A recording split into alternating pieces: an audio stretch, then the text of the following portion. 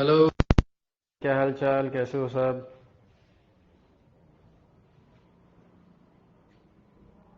Hello, good evening. आवाज आ रही है? सुनाई दे रहा है, दिखाई दे रहा है? चेक चेक, सब चेक कर लो। कोई प्रॉब्लम है तो बताइए।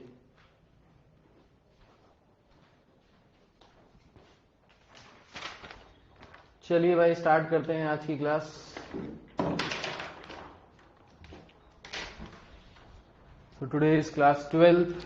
12वीं क्लास है आज, 12th क्लास। हेलो, कैसे हो सब लोग? Hello Namrata, hi Diksha, hello Riya, how are you all?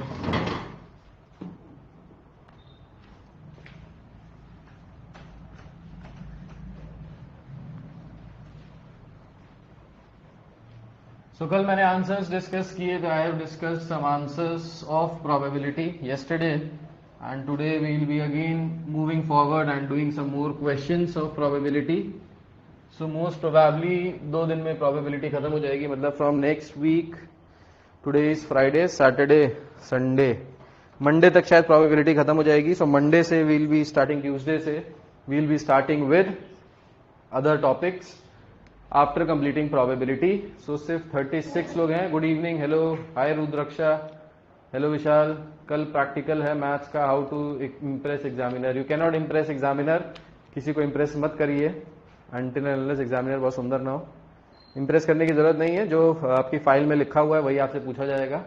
सो जो फाइल में लिखा है बस उसको समझिए और उसको समझा दीजिएगा कि ये लिखा है. कॉपी नहीं किया है, मुझे पता है कि क्या लिखा है. That's it. So the examiner just wants to check कि आपने जो लिखा है वो आपको पता है कि नहीं पता है. That's it. उससे ज्यादा वो नहीं पूछेगा / पूछेगी. Probability. Okay.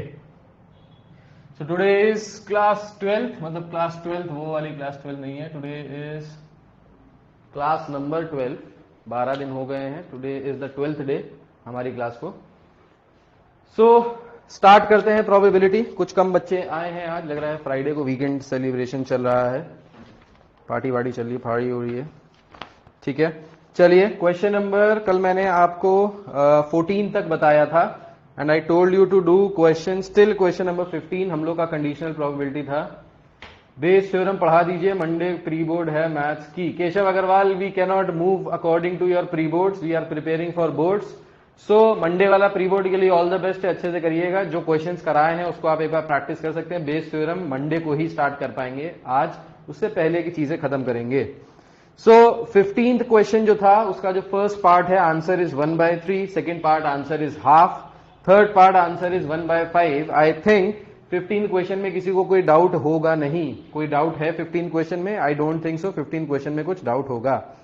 Now let's come to question number 16. Question number 16 की अगर हम लोग बात करें, सो क्वेश्चन नंबर 16 से लेके आगे आने वाले बहुत सारे क्वेश्चंस तक, may be question number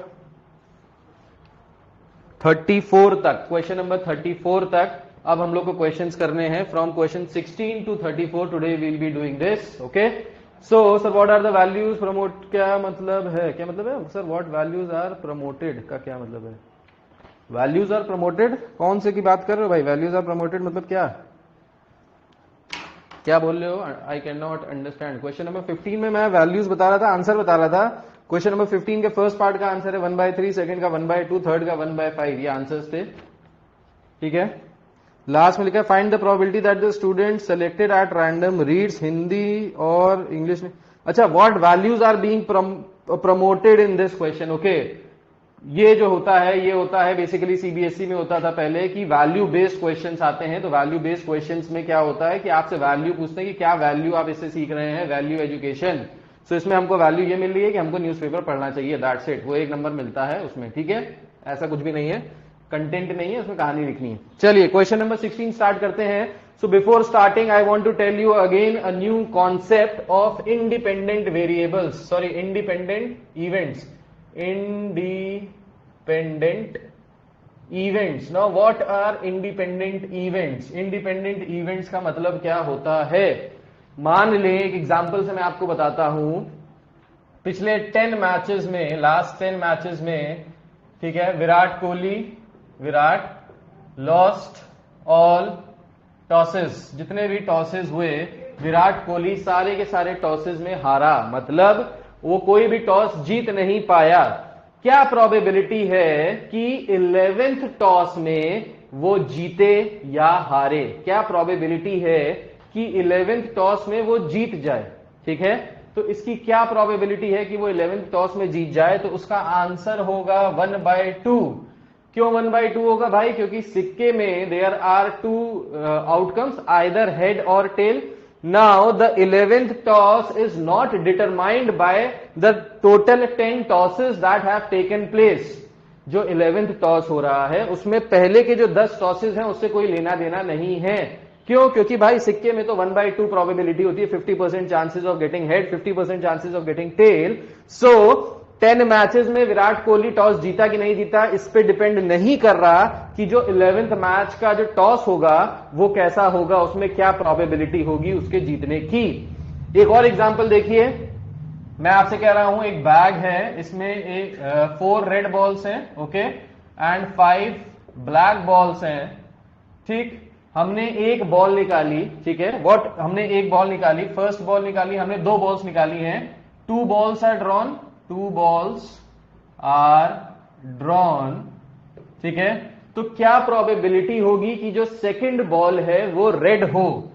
second ball के रेड होने की क्या प्रोबेबिलिटी होगी? What will be the probability that the second ball is red? Now अब देखिए सेकंड बॉल रेड की प्रोबेबिलिटी कैसे निकालेंगे? तो फर्स्ट बॉल जो निकल रही है वो कैसी निकल रही है? वो रेड निकल रही है या ब्लैक निकल रही है? जो फर्स्ट बॉल निकल रही है वो कैसी निकल रही है? रेड निकल रही है कि ब्लैक निकल रही है? अगर रेड निकल रही है तो रेड निकलने की प्रोबेबिलिटी यहां से हो जाएगी 4/9।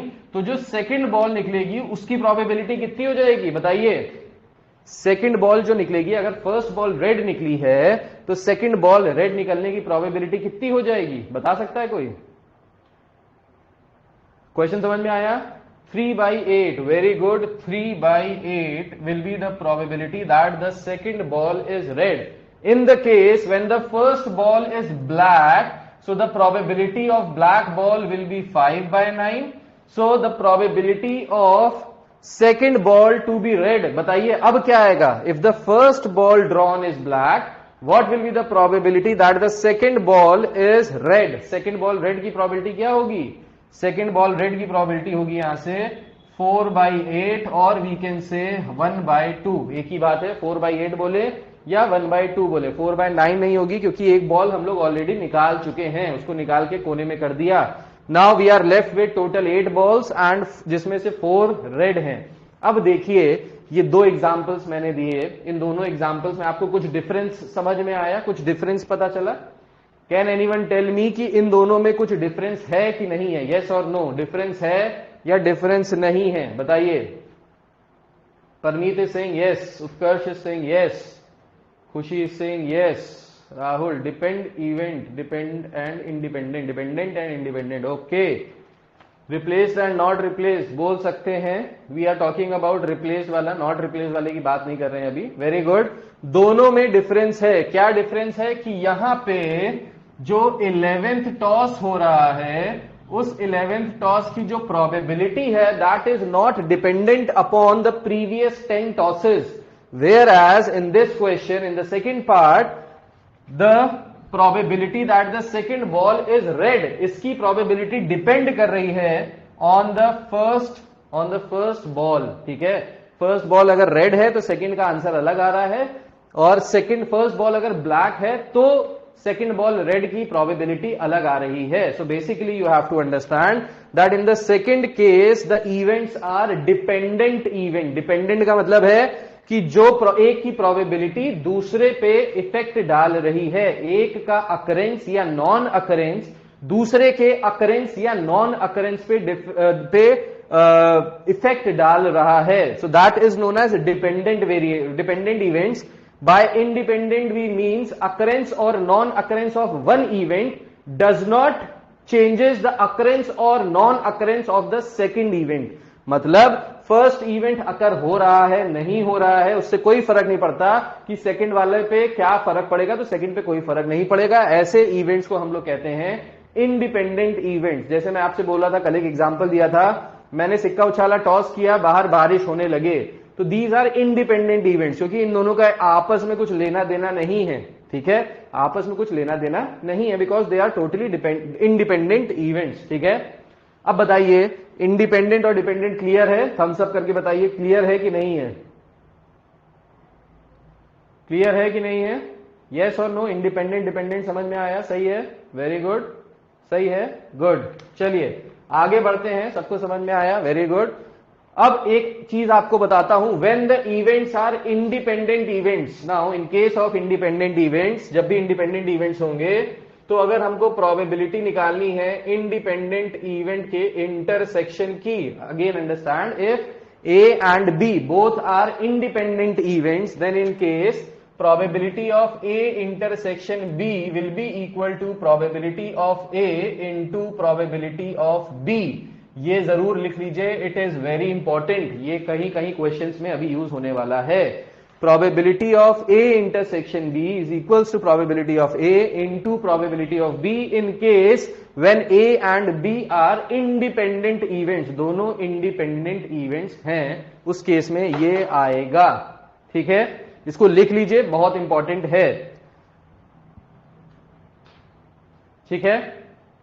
बताइए यस और नो, ये समझ में आया कि नहीं आया? बताइए यस और नो, समझ में आया कि नहीं आया? जल्दी बताइए। डिपेंडेंट एंड इंडिपेंडेंट समझ में आया?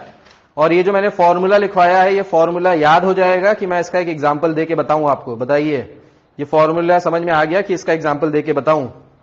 बताइए।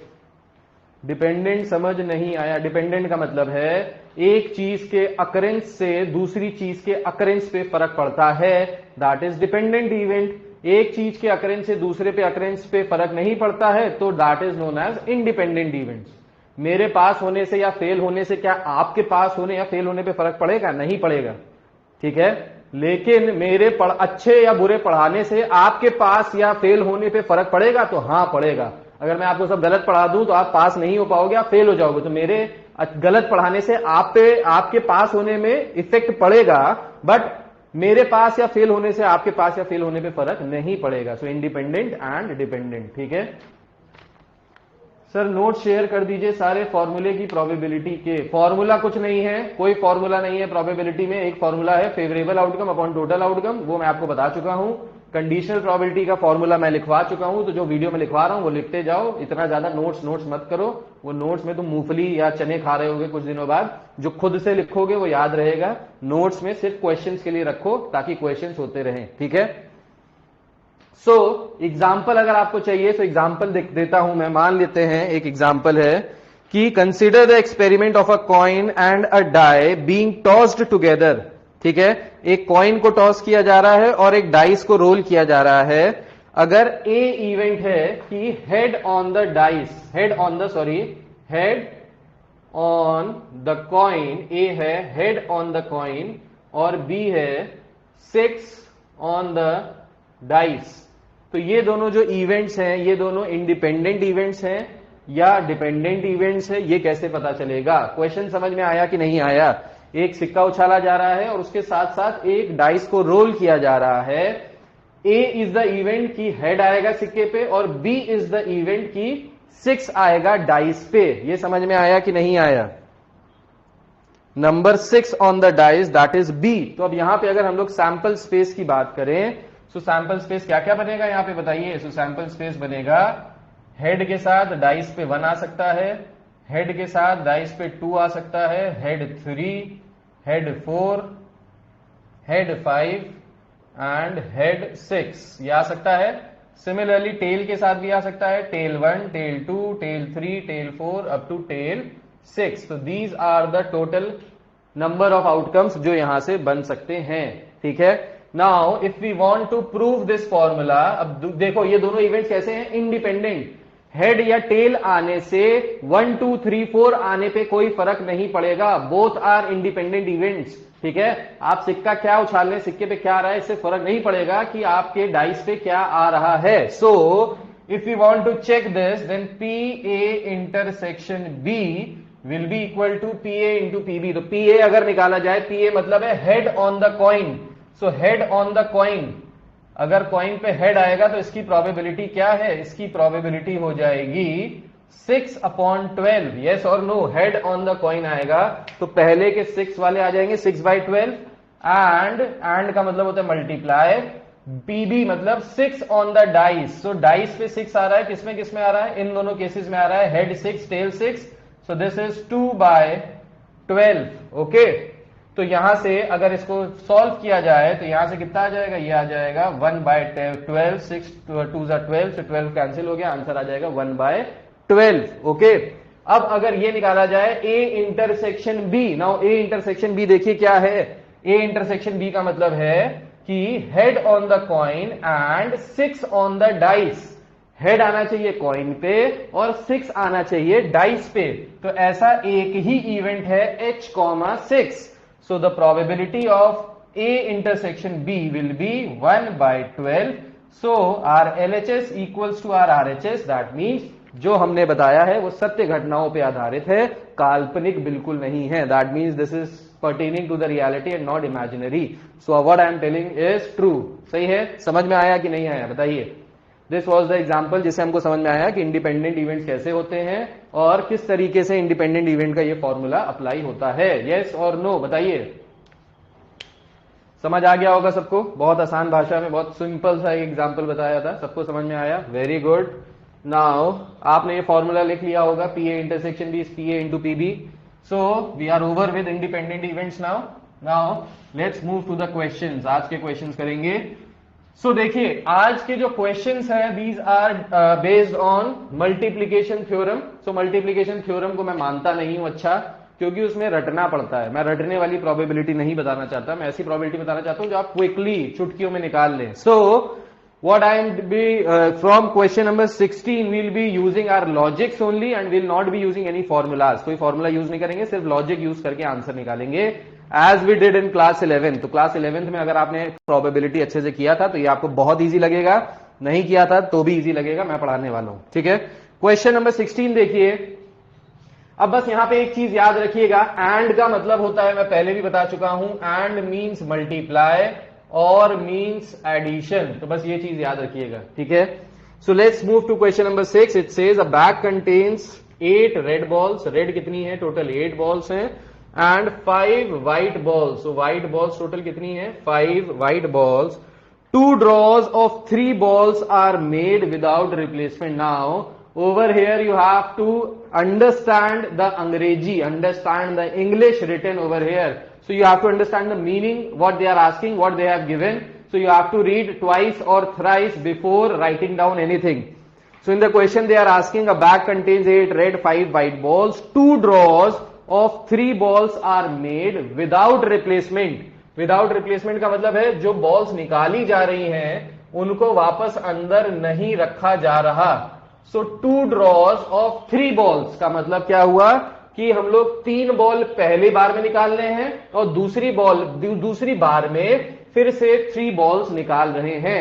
क्वेश्चन समझ में आया कि नहीं आया? इज द क्वेश्चन क्लियर और not? If not I will explain the question again. Is the question clear, yes or no? So in 2 draws we are taking out 3 and 3 balls। First draw में 3 balls निकाली गई and second draw में again 3 balls निकाली गई। Question सबको clear हो गया? Yes. Parmeet को नहीं क्लियर हुआ, परमीत फिर से रिपीट कर रहा हूं, Keshav listen again. What they are saying is 3 ball पहले ड्रॉ में निकाली गई, फिर से 3 बॉल दूसरे ड्रॉ में निकाली गई विदाउट रिप्लेसमेंट। विदाउट रिप्लेसमेंट का मतलब है जो बॉल निकाली गई है बाहर उनको वापस बैग में पुट नहीं किया जा रहा। जो बॉल निकाल ली वो बाहर आ गई, अब उसको अंदर नहीं डालेंगे, ठीक है। हमने हाथ डाला, एक बॉल निकाली, जो निकल गई उसको बाहर कर दिया, उसको वापस बैग में रिप्लेस नहीं किया। We are not putting back the balls in the bag, that means without replacement. समझ में आया कि नहीं आया? सरकार जी समझ में आया? परमीत जी को समझ में आया? बहुत बढ़िया, ठीक है, आ गया, very good. Now what they are saying is we have to find 2 draws of 3 balls are made without replacement। Find the probability that the first draw gives 3 white balls। So we have to find कि ये जो first draw निकला है इसमें तीनों की तीनों white है and the second draw gives 3 red balls. तो यहां पे ये तीनों की तीनों रेड है, इसकी हमको प्रोबेबिलिटी निकालनी है।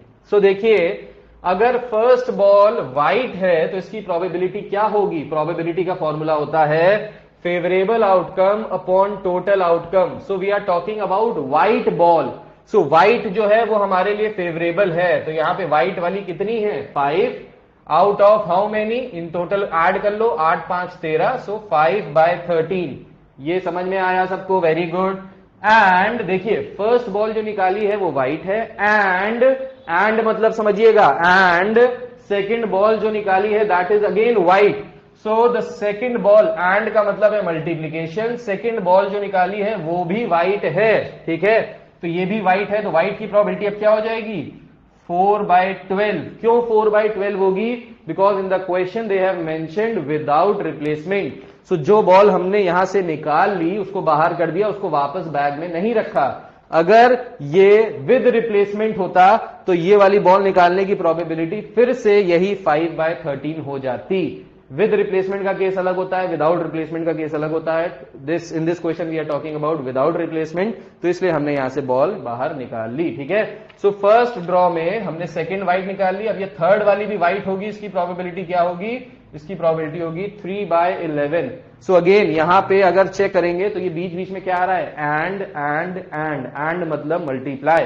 नाउ कॉम्बिनेशन नहीं यूज कर सकते, कॉम्बिनेशन यूज कर सकते हो Nishant, if you want you can use combination, but if you want you can directly find out. अगर कॉम्बिनेशन लगाना अच्छा लगता है तो लगा लो, 5C3 कर सकते हो, बिल्कुल लिख सकते हो. So in the question it says find the probability that the first draw gives 3 white ball and question समझिएगा, क्वेश्चन को पढ़ना पड़ेगा बार बार, 3 से 4 बार जब तक नहीं पढ़ेंगे तब तक समझ में नहीं आएगा. They are saying and means फिर से and the second draw gives 3 red ball. यहां पे थोड़ा सा गलत लिखा है, गेट्स लिखा है, गेट्स नहीं है गिव्स है. and the second draw gives 3 red ball, तो and लगा है, so and का मतलब again multiply. Now the next 3 balls are red, so the probability of first red ball will be 5/10. क्यों 10? 10 इसलिए क्योंकि 3 बॉल निकाली जा चुकी हैं. Total there were 13 balls. So total there were 13 balls, out of which we have already taken out 3 balls. So we are only left with 10 balls. So this is 5/12. The second is red, that is 4/9. The third is red, again that is 3/8. So इन सबको हम लोग multiply कर लेंगे, multiply करके answer आएगा 7/429. This is the answer. Cancel out करेंगे, so the answer will be 7/429. ठीक है, समझ में? अच्छा यहां पे सॉरी रेड का है 876. दिस इज 876, ये आएगा, हाँ 876 आएगा, सही है. रेड में 876 है तो 876 आ जाएगा. तो यहां से आंसर आ जाएगा 7/429. अंडरस्टूड और नॉट? बताइए यस और नो. समझ में आया कि नहीं आया? आ गया होगा, बहुत सिंपल सा था. यस आ गया. चलिए let's move to the next question. Question number 17.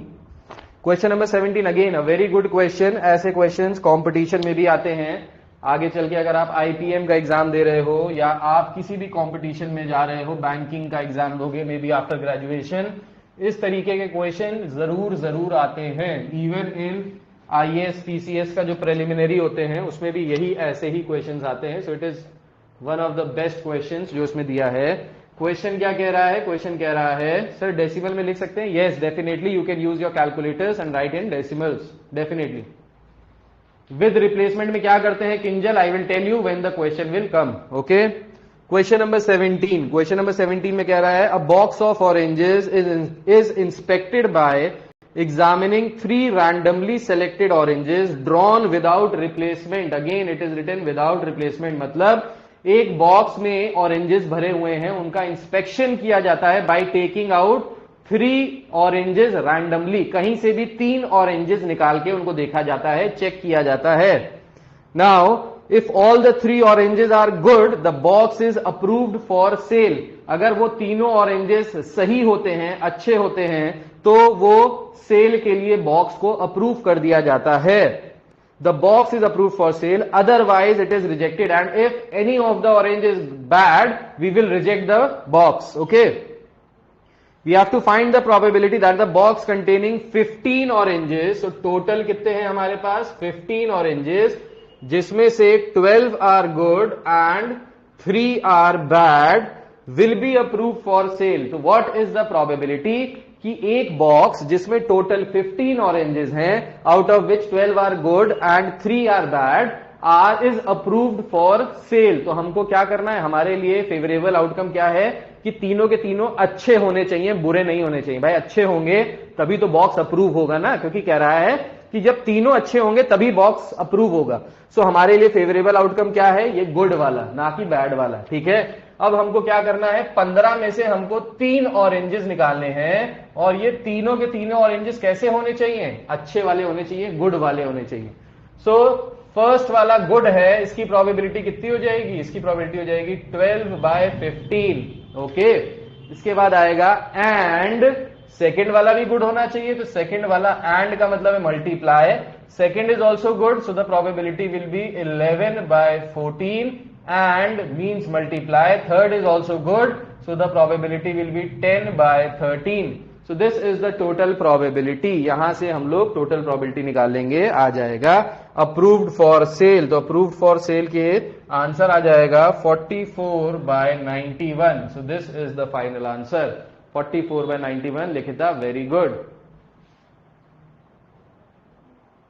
अगर इंफॉर्मेशन नहीं दी है विद या विदाउट रिप्लेसमेंट, तो in that case that is treated as without with replacement, replacement के साथ।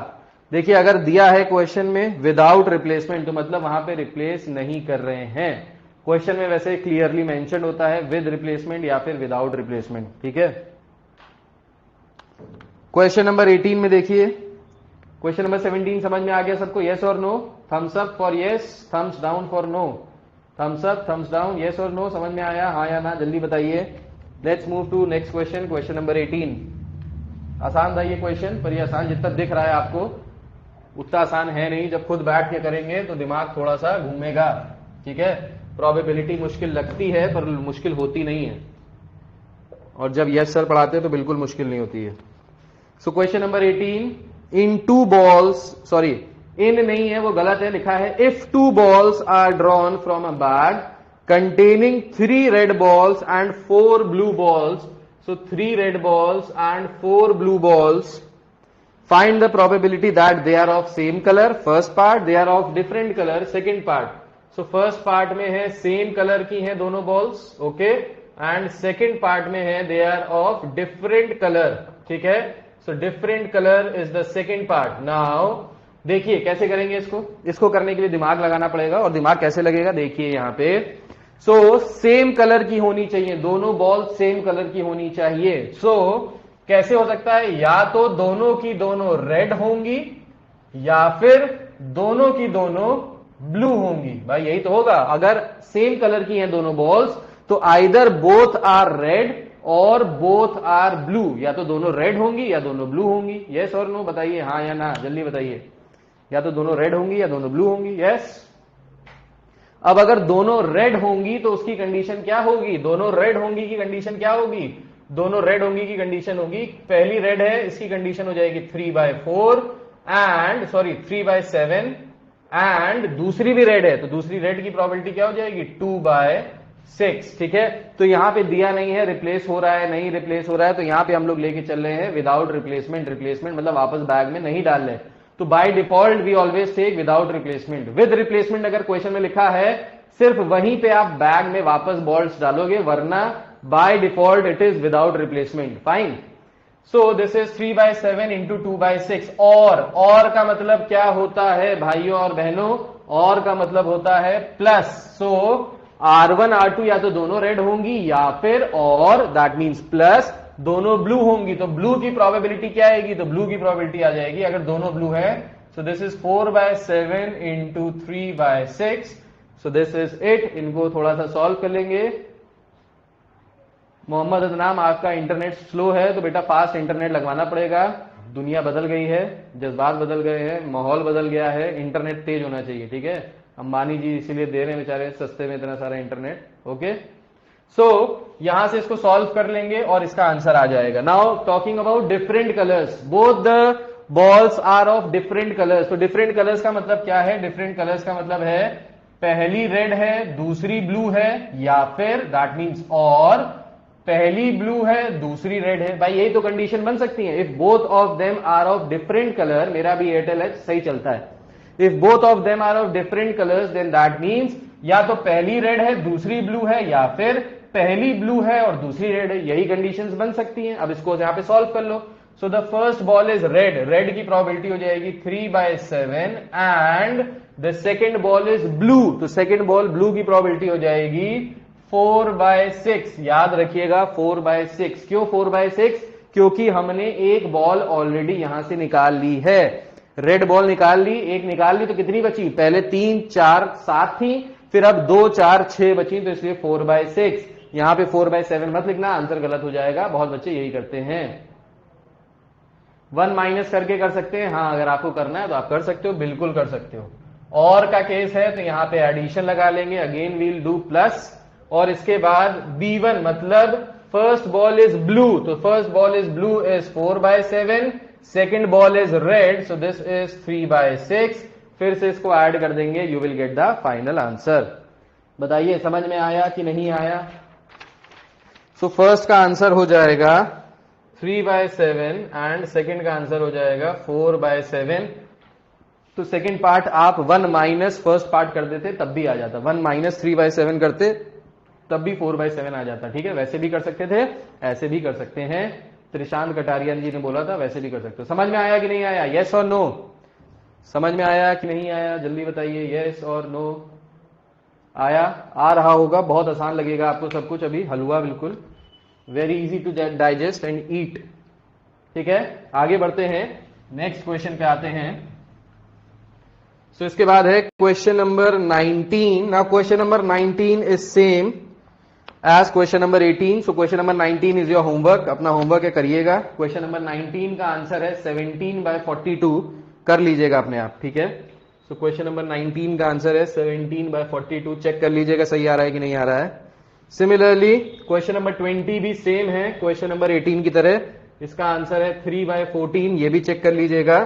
Now let's come to question number 21। Now question number 21 थोड़ा सा अलग है, देखिए। So in question number 21 it says 2 horses are considered for a race. RARE लिखा है, spelling गलत है, that is race. So 2 horses are considered for a race, तो 2 horses are considered for a race. The probability of selection of the first horse is 1/4. तो हम लोग मान लेते हैं A is कि first horse is selected. So the probability that the first horse is selected, this is equals to 1/4. उसके बाद कह रहे हैं and that of the second horse, so the probability that the second horse is selected, that is given by B, so this is 1/3. What is the probability that first part is both of them will be selected, both will be selected. Second है only one of them will be selected, only one. और third है none of them will be selected, कोई भी select नहीं हुआ। Question समझ में आया कि नहीं आया? yes or no? Have you understood the question? yes or no?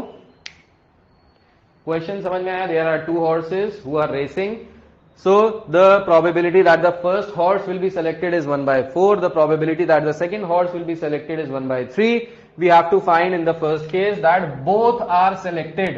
तो both are selected का मतलब क्या है? A भी select हो जाए and B भी select हो जाए। and का मतलब क्या होता है, जल्दी से बताओ।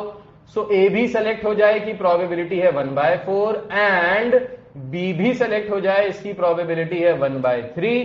So that is 1/12. Okay, 1/12 intersection होता है, वेरी गुड। मल्टीप्लीकेशन होता है, बिल्कुल सही, बहुत बढ़िया। Now only one is selected, only one is selected मतलब सिर्फ एक सेलेक्ट होगा। अब क्या क्या हो सकता है इसमें, या तो A सेलेक्ट हो जाए, B सेलेक्ट ना हो, और या फिर क्या हो सकता है B सेलेक्ट हो जाए, A सेलेक्ट ना हो। यस और नो? यही तो हो सकता है, A सेलेक्ट हो जाए B सेलेक्ट ना हो, या फिर B सेलेक्ट हो जाए A सेलेक्ट ना हो। ठीक है, सो A सेलेक्ट होने की प्रोबेबिलिटी, A के सेलेक्ट होने की प्रोबेबिलिटी इज 1/4। B के ना सेलेक्ट होने की प्रोबेबिलिटी कैसे निकालेंगे, तो यहां पे हम लोग इसका कॉम्प्लीमेंट निकालेंगे। So this will be 1 minus 1/4, that is 3/4। Similarly B select ना हो, इसकी प्रोबेबिलिटी हो जाएगी 1 minus 1/3, that is equals to 2/3। So यहां पे कॉम्प्लीमेंट वाला लगाया है। सो ए सेलेक्ट हो जाए एंड बी सेलेक्ट ना हो, कौन सा साइन लगाएंगे, मल्टीप्लीकेशन का या एडिशन का, जल्दी बताइए। क्रॉस लगेगा कि प्लस लगेगा? अपूर्वा इज सेइंग प्लस लगेगा, ओके।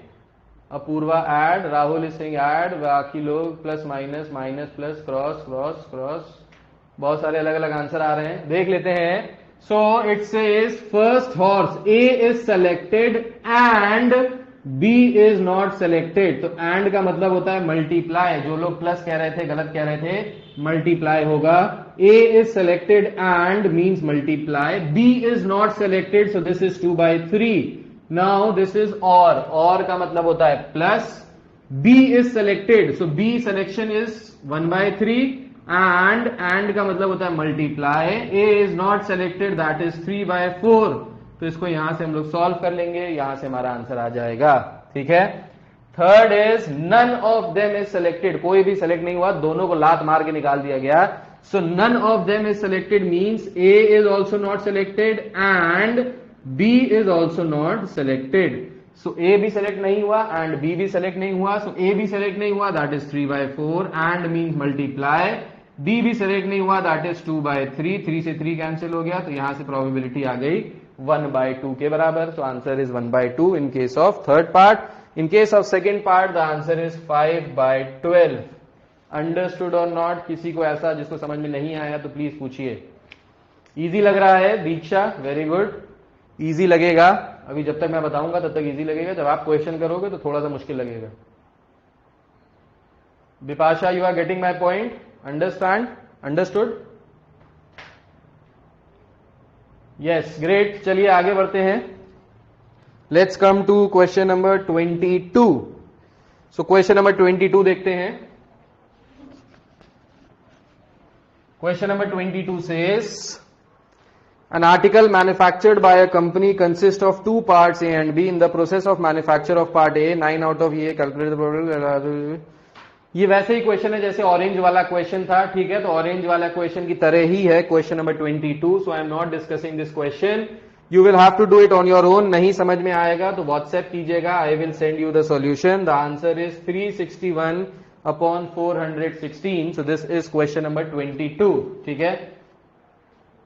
1 माइनस बोथ क्यों नहीं किया भाई? 1 माइनस बोथ क्यों नहीं किया? 1 माइनस बोथ भी कर सकते थे, कोई भी सेलेक्ट ना हो। देखो 1 माइनस बोथ करोगे ना, अगर ये करोगे 1 minus both are selected, both are selected, so this will not be equal to that none is selected. ये नन इज सेलेक्टेड नहीं होगा Parmeet, this will be 1 minus both are selected का मतलब है at least 1 minus both are selected. अगर 1 minus both are selected कर लें तो आंसर नहीं आएगा, that will be 11/12। Both are selected में से 1 माइनस कर देंगे तो आ जाएगा एटलीस्ट 1 इज सेलेक्टेड। तो वहां पे जो प्रोबेबिलिटी आएगी वो आएगी एटलीस्ट 1 इज सेलेक्टेड, ना कि बोथ आर सेलेक्टेड। परमीत समझ में आया? दोनों में फर्क है, एटलीस्ट वाला केस आ जाएगा यहाँ पे, 1 माइनस एटलीस्ट होना चाहिए। हाँ राइट परमीत, इसीलिए 1 में से बोथ आर सेलेक्टेड माइनस करेंगे तो एटलीस्ट वाला केस आ जाएगा, ठीक है, फाइन। चलिए let's move to question number 22 बता दिया। क्वेश्चन नंबर 23, हाँ क्वेश्चन नंबर 23 जबरदस्त मस्त क्वेश्चन है और इस तरीके के क्वेश्चन बहुत बार आपके बोर्ड्स में आ चुके हैं। अगर आप प्रीवियस ईयर सैंपल पेपर्स उठाएंगे तो आपको ऐसे क्वेश्चन भतेरों दिखाई देंगे प्रोबेबिलिटी में से। So the question is the probability that a teacher will give an unannounced test during any class meeting is 1/5। तो टीचर अनअनाउंस्ड टेस्ट दे देगा, इसकी प्रोबेबिलिटी है 1/5। कह रहा है if a student is absent twice then find the probability that the student will miss at least 1 test. So miss at least 1 test, ठीक है। Even ले लेते हैं, मिसेस फर्स्ट टेस्ट, और E2 ले लेते हैं मिसेस सेकेंड टेस्ट, ठीक है। क्वेश्चन में क्या पूछ रहा है? क्वेश्चन में पूछ रहा है what is the probability that the student will miss at least 1 test, at least 1 test. अब बताइए, लास्ट क्लास में मैंने आपको फर्स्ट क्लास में बताया था when ever you get eight least 1, तो उस केस में हम लोग को क्या निकालना होता है, जल्दी से बताइए। एट लीस्ट वन वाले केस में हमको क्या निकालना होता है? A union B. Very good Vishal, A union B, very good. Union, so we have to find basically E1 union E2 की प्रोबेबिलिटी। अब यहां E1 E2 ले लो, ए बी ले लो, कुछ भी ले लो, ए बी ले लेते हैं, चलो ए बी से ज्यादा आसान हो जाएगा आपके लिए समझना। So this is A, this is B, this is A, this is B.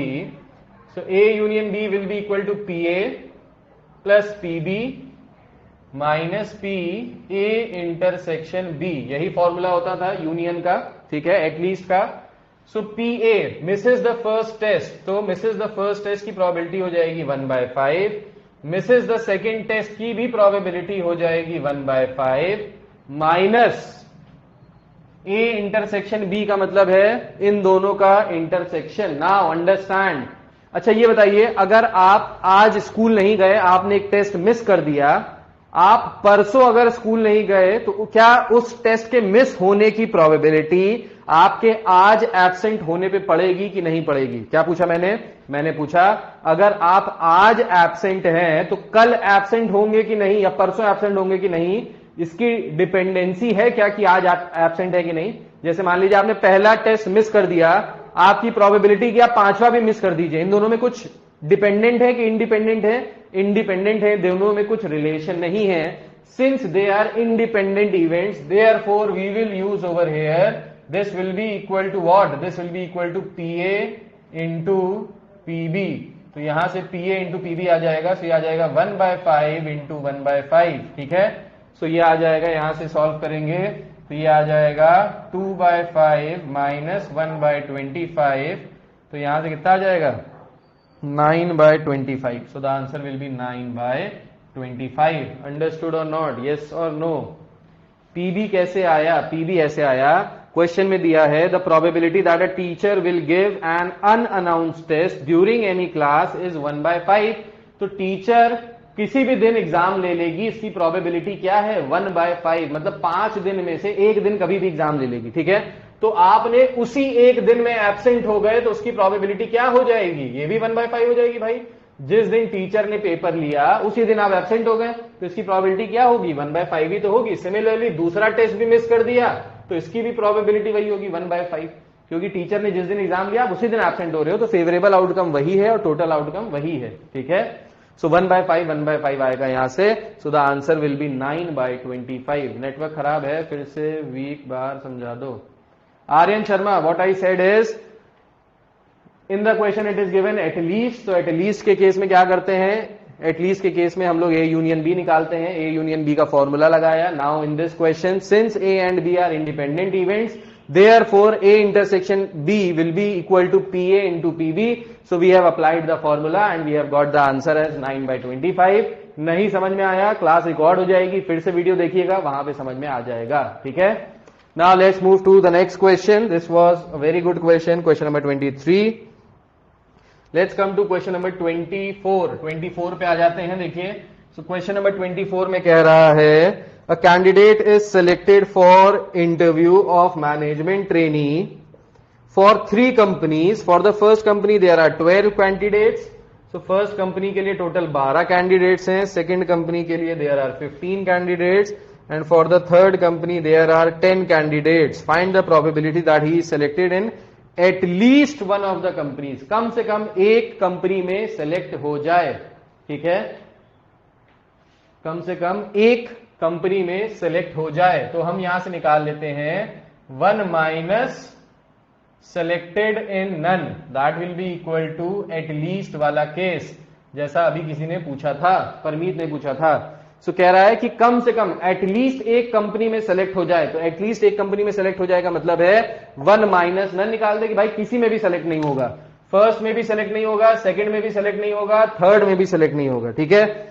तो देखिए क्या कह रहा है, a candidate is selected for an interview of management training for 3 companies. तो पहली कंपनी में अगर उसके सेलेक्ट होने की प्रोबेबिलिटी क्या होगी यहां से बताइए? P A will be equal to 12, क्योंकि टोटल 12 लोग हैं, ठीक है, और वो बंदा अकेला है, सो 1/12। पीबी सेकेंड कंपनी में सेलेक्ट होने की probability will B 1/15 and PC third company में सेलेक्ट होने की प्रोबेबिलिटी विल बी 1/10। जब आप एग्जाम में इसको दिखाएंगे तो आप यहां पे लिखेंगे A is that he selected in first company, B is the event he selected in second company, C is the event he selected in third company. That is how you have to show. ठीक है, लेकिन यहां पे मैं directly करके दिखा रहा हूं क्योंकि आपको अब ये समझ में आ गया होगा. This I am expecting. So 1 minus none मतलब पहले में भी सेलेक्ट ना हो एंड दूसरे में भी सेलेक्ट ना हो एंड तीसरे में भी सेलेक्ट ना हो, तो यही होगा. ठीक है, सो पहले में सेलेक्ट ना हो इसकी प्रोबेबिलिटी क्या हो जाएगी, पहले में सेलेक्ट ना हो की प्रोबेबिलिटी क्या हो जाएगी, यहां से पहले में सेलेक्ट ना हो की प्रोबेबिलिटी हो जाएगी 11/12 एंड का मतलब होता है मल्टीप्लाइड बाय 14/15 मल्टीप्लाइड बाय 9/10. सो इनको आप मल्टीप्लाई करेंगे, 1 में से माइनस करेंगे, the answer will be 23/100. This will be the final answer. अब ये समझ में आ गया होगा कि ये डैश कैसे लगाया था. डैश का मतलब है कॉम्प्लीमेंट. तो यहां पे हम लोग कह रहे हैं कि हो जाएगा. एंड वाला बोला था, इंटरसेक्शन क्यों डाला, इंटरसेक्शन मत डालो, छोड़ दो इंटरसेक्शन, एंड लगा लो. And he is not selected in first company and he is not selected in second company and he is not selected in third company. किसी भी कंपनी में सिलेक्शन ना हो. एबीसी का यूनियन से भी कर सकते हैं, हाँ एबीसी के यूनियन से कर सकते हैं, पर वो बहुत लंबा हो जाएगा. फिर उसमें आपको A intersection B intersection C intersection A पता होना चाहिए, which is not given in the question. तो वहां पे हम लोग फंस जाएंगे. ठीक है, शरबयश सरकार जी, समझ में आया. क्वेश्चन सीधा सीधा है that he is not selected in any of the company, so he is not selected in A and not selected in B and not selected in C. तो वही वाला हम लोगों ने अपना लॉजिक लगाया. तो पहले में सेलेक्ट होने की प्रोबेबिलिटी अगर 1/12 है तो ना सेलेक्ट होने की प्रोबेबिलिटी हो जाएगी 1 - 1/12. सिमिलरली सेकंड में ना सेलेक्ट होने की probability will be 1 - 1/15 and similarly it will be 1 - 1/15 for C. ठीक है, so the answer will be 23/100. Understood और not? Any problem with anyone? Please ask. कोई प्रॉब्लम है तो पूछिए.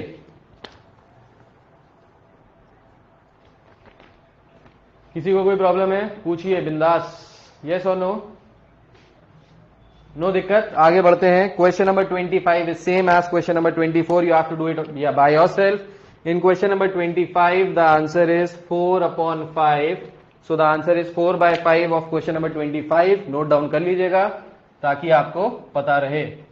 क्वेश्चन नंबर 25 में कह रहा है प्रॉब्लम इज सॉल्व. तो प्रॉब्लम इज सॉल्व का मतलब है कोई भी सॉल्व कर ले. पहला सॉल्व कर ले, दूसरा सॉल्व कर ले, तीसरा सॉल्व कर ले, चौथा, कोई भी. फर्स्ट और सेकंड और थर्ड और फोर्थ, या फिर सब लोग मिलके कर लें तो भी कोई दिक्कत नहीं है. ठीक है, तो यहां पे थोड़ा सा दिमाग लगाइएगा. 25 में हो जाएगा, नहीं होता है तो I will tell you the answers. Question number 26 भी ऐसे ही है, सेम टू सेम है. अब देखिए क्वेश्चन नंबर 26 देख लीजिए थोड़ा सा. क्वेश्चन नंबर 26 में कह रहा है problem in maths is given to 3 students whose chances of solving. तो पहला बच्चा उसको सॉल्व कर लेगा, इसकी प्रोबेबिलिटी है 1/3. दूसरा बच्चा सॉल्व कर लेगा, इसकी प्रोबेबिलिटी है 2/7. तीसरा बच्चा सॉल्व कर लेगा, इसकी प्रोबेबिलिटी है 3/8.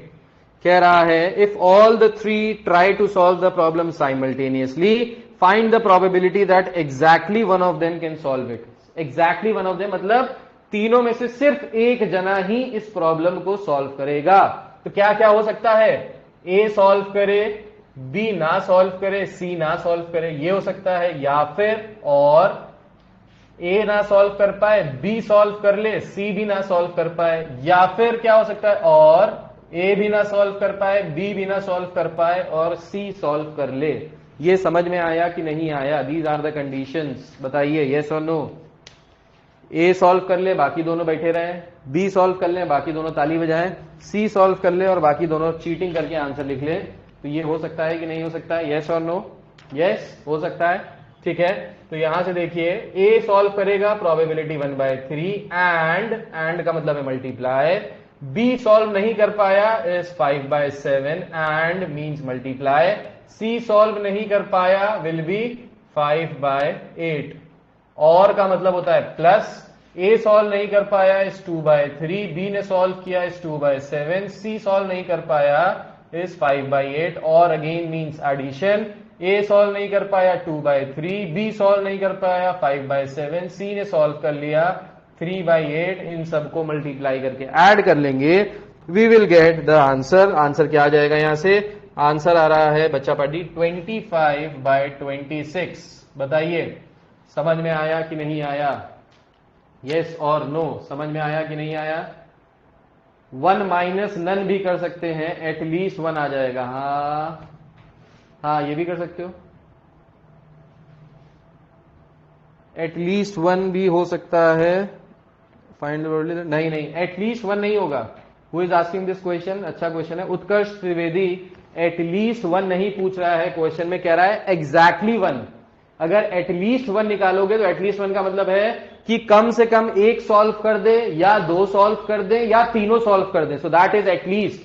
यहां पे एटलीस्ट लगाएंगे तो आंसर गलत आएगा। This is, they are not asking at least 1 student, they are asking exactly 1 student. ठीक है, एग्जाम में कैसे लिखेंगे लॉजिक वाले क्वेश्चंस को? अबे डायरेक्टली लिखोगे भाई, लिखोगे A is the event that the first child solves the answer, B is the event second child solves the answer, C is the event third child solves the answer. Now conditions लिख देना यहां पे, condition बस ये ऐसे लिख देना, A B dash C dash और A dash B C dash और ए डैश बी सी, ऐसे ही लिख देना। डायरेक्टली नीचे लिख देना, आंसर लिख देना, पूरे नंबर मिलेंगे। टीचर बिल्कुल खुश हो जाएगा कि भाई ने सॉल्व कर दिया, मजा आ गया। If they have asked at least तो यहां पे हो जाएगा 1 माइनस नन। 1 माइनस नन मतलब ए भी ना सॉल्व कर पाए, बी भी ना सॉल्व कर पाए, सी भी ना सॉल्व कर पाए, तो 1 माइनस नन कर देंगे तो आ जाएगा। सही है? ओपी तो ठीक है, समझ में आया कि नहीं आया मोहम्मद अदनान भाई? यस।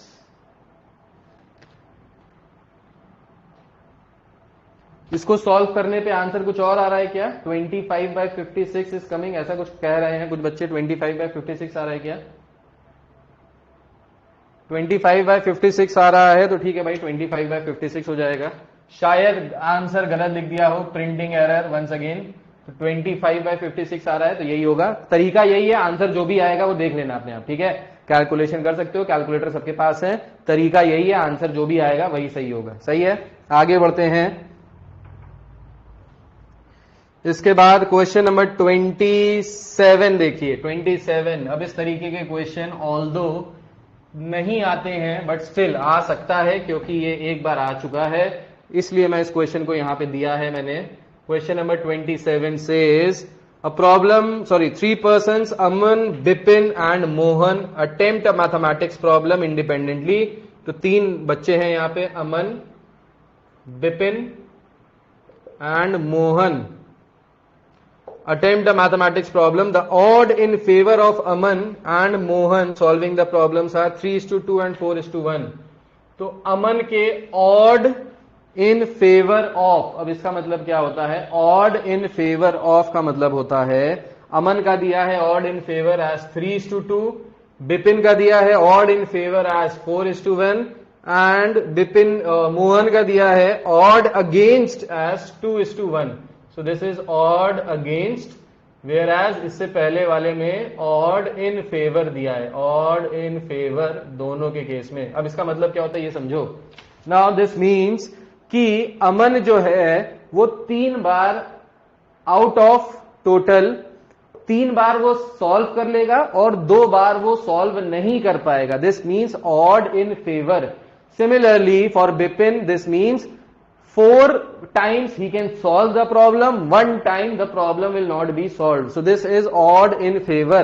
तो यहां से अगर हम PA निकालेंगे, अब इसको अगर A बोल दें, इसको B बोल दें और इसको C बोल दें, then in that case PA will be equal to 3/5. कैसे? 3 times वो सॉल्व कर देता है आउट ऑफ, और 2 बार वो सॉल्व नहीं कर पाता। सो टोटल कितने हो गए? 5, फेवरेबल कितना हो गया? 3. सो that is 3/5. So I repeat it again, odd in favour का मतलब होता है कि ये जो है ये फेवरेबल आउटकम है और ये जो है ये अनफेवरेबल है। ठीक है, मतलब 3 बार वो चांसेस हैं, 5 में से 3 बार सॉल्व कर लेगा और 5 में से 2 बार सॉल्व नहीं कर पाएगा। तो सॉल्व करने की प्रोबेबिलिटी कितनी हो जाएगी? 3/5। साहर्ष समझ में आया? Similarly for PB this will be 4/5. So out of 5 times, 4 times he can solve the problem. Now talking about odd against. Odd against का मतलब क्या होता है? Odd against का मतलब होता है, उल्टा लिखा है यहां पे, ये जो 2 है ये अनफेवरेबल है, मतलब 2 times he'll not be able to solve the problem and 1 time he'll be able to solve the problem. तो यहां पे 1 टाइम सॉल्व कर पाएगा और 2 टाइम सॉल्व नहीं कर पाएगा. So from here PC will be equal to 1/3. So the problem will be solved is 1/3. समझ में आया? अगर इन फेवर लिखा है तो मतलब पहला वाला फेवरेबल आउटकम है, दूसरा वाला नॉन फेवरेबल है, अनफेवरेबल, और अगेंस्ट लिखा है तो पहला वाला अनफेवरेबल, दूसरा वाला फेवरेबल. फाइन. तो यहां से क्या कह रहा है, ये आ गया हमारा. पूछा क्या है क्वेश्चन में? क्वेश्चन में कह रहा है find the probability that all 3 will solve the problem. So all 3 will solve the problem मतलब A भी सॉल्व कर लेगा एंड B भी सॉल्व कर लेगा एंड C भी सॉल्व कर लेगा. सो this will B 3/5 into 4/5 into 1/3. इसको सॉल्व कर लेंगे. ठीक है, आंसर आ जाएगा 4/25. Second is the probability that the problem will be solve. Problem solve हो जाएगी, इससे मतलब नहीं है कौन सॉल्व कर रहा है. So the problem will be solve. We are not bothered about कि अमन कर रहा है, विपिन कर रहा है, मोहन कर रहा है, तीनों मिलके कर रहे हैं, अकेले अकेले कर रहे हैं. बस प्रॉब्लम सॉल्व हो जानी चाहिए.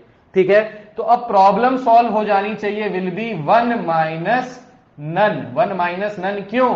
क्योंकि प्रॉब्लम सॉल्व हो जानी चाहिए मतलब at least one of them solves the problem. At least one solves the problem. Therefore this is 1 minus none. बताओ मेरे प्यारे बच्चों, समझ में आया कि नहीं आया? यस और नो, हाँ या ना? Sir it's getting confuse. एक बार फिर से बता दीजिए, एक बार फिर से रिपीट कर रहा हूं.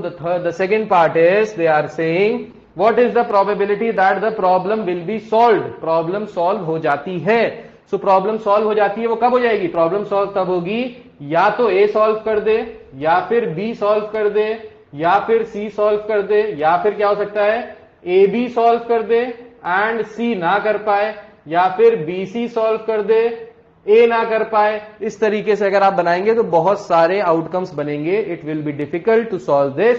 सो the easier part is 1 minus none लगा दीजिए. That will give you at least one of them solves the problem. मैंने बताया था at least is always 1 minus none. सो कोई भी प्रॉब्लम सॉल्व ना कर पाए उसको 1 में से माइनस कर दो तो ये आ जाएगा कि प्रॉब्लम सॉल्व हो जाएगी. कौन कर रहा है इससे मतलब नहीं है, या तो एक कर रहा है, A कर रहा है, या B कर रहा है, या C कर रहा है, या फिर 2 लोग कर रहे हैं, या फिर तीनों मिलकर भी कर दे रहे हैं, तब भी कोई दिक्कत नहीं है. ठीक है, so this is 1 minus none. That is at least one solves the problem. तो 1 माइनस नन कैसे आएगा? ये आएगा 1 माइनस नन. नन आ जाएगा. A भी प्रॉब्लम सॉल्व ना कर पाए, दैट इज 2/5, एंड B भी ना कर पाए, दैट इज 1/5, एंड C भी ना कर पाए, दैट इज 2/3. तो इसको 1 में से माइनस करोगे, आंसर आ जाएगा. अभी बताओ समझ में आया कि नहीं आया? अभी भी नहीं आया तो फिर से रिपीट करूंगा. Answer will B 7/175. बताइए समझ में आया कि नहीं आया? यस और no? Johnny Johnny yes papa, ईटी शुगर नो पापा. नहीं आया निशी रॉय. क्या नहीं समझ में आया निशी रॉय? बताओ बेटा, क्या नहीं समझ में आया? हाँ, 71/75 आंसर है. 175 सॉरी, 71/75. हाँ ये आंसर है, 71/75. सही है. लास्ट वाला समझ नहीं आया. लास्ट वाले में कह रहा है the problem will be solve. Nishi, हमको मतलब नहीं है कि अमन सॉल्व करता है, कि बिपिन सॉल्व करता है, कि मोहन सॉल्व करता है. प्रॉब्लम सॉल्व होनी चाहिए. तो प्रॉब्लम सॉल्व होने का मतलब क्या है? प्रॉब्लम सॉल्व होने का मतलब है कि कोई भी प्रॉब्लम सॉल्व कर दे. तो कोई भी प्रॉब्लम सॉल्व कर दे मतलब 1 में से अगर हम ये निकालें कि कोई भी प्रॉब्लम ना सॉल्व कर पाए. 1 माइनस नन का मतलब है दैट 1 में से माइनस कर दिया कि कोई भी सॉल्व नहीं कर पा रहा है. तो कोई भी सॉल्व नहीं कर पा रहा है का अपोजिट क्या होगा ये बताओ? कॉम्प्लीमेंट क्या होगा? कोई भी प्रॉब्लम नहीं सॉल्व कर पा रहा, इसका कॉम्प्लीमेंट क्या होगा? इसका कॉम्प्लीमेंट यही तो होगा कि कोई भी सॉल्व कर दे. कोई भी सॉल्व नहीं कर पा रहा का होगा सॉल्व कर ले. वेरी गुड, कोई भी सॉल्व कर ले.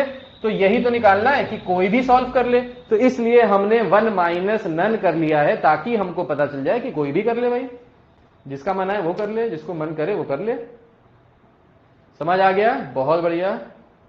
आ गया आर्यन शर्मा? हालत खराब हो गई, खस्ता हो गई हालत. चलिए, very good. So this was all about probability जो आज मैंने आपको बताया. नाउ बहुत बढ़िया, नम्रता को समझ में आ गया. वेरी गुड, आ गया. विवेक ने आग लगा दी. बहुत बढ़िया, मजा आ गया. आज बच्चे कम थे क्लास में, सारे बच्चे गोला देके बैठे हैं, वीकेंड सेलिब्रेट कर रहे हैं शायद. भाई कोविड फैल रहा है, बहुत तेजी से फैल रहा है, तो मास्क लगा के घूमिएगा. ठीक है. क्वेश्चन नंबर 34 कैंसिल कर दीजिएगा. क्वेश्चन नंबर 34 मैंने ये दिया था क्वेश्चन, ये पहले आता था, अब कोविड के जमाने में नहीं आएगा. मुश्किल क्वेश्चन है. मुश्किल क्या, जीपी का एक फॉर्मेट है, पहले मैं बताता था, इस साल नहीं बताऊंगा, हटा दीजिए, जो क्वेश्चन हटा सकते हैं वो हटा दीजिए। 34th क्वेश्चन को कट कर दीजिएगा, नहीं आएगा, ठीक है। आज वाल्मीकि भैया नहीं आए, आज वाल्मीकि भैया जो है एंजॉय कर रहे हैं कहीं पे या फिर किसी के साथ, ठीक है। तो 34th वाला क्वेश्चन काट दीजिएगा, हटा दीजिए। क्वेश्चन नंबर 33 का आंसर है 47/50। 32 का आंसर नहीं पता, 30 का आंसर है 207/625। बाकी आंसर्स इसके बाद नहीं पता, ठीक है। सो आप लोग कहां तक कर लेंगे? क्वेश्चन नंबर 33, क्वेश्चन नंबर 33 तक इज योर होमवर्क।